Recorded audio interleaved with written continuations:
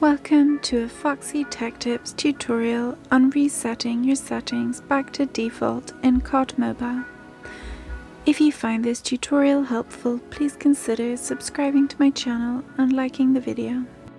If you have messed up your settings and can't get them back to normal, you can actually reset them all back to default settings. From the main dashboard of COD Mobile, tap the settings icon from the top right of the screen. On the settings page, tap default from the top right.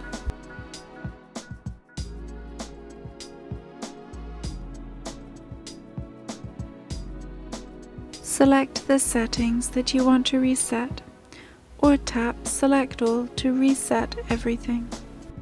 Tap OK to change them back to default. Your settings have now been reset. And that draws an end to this tutorial. Please like the video if you found it helpful, and subscribe to Foxy Tech Tips for more COD Mobile tips and tricks.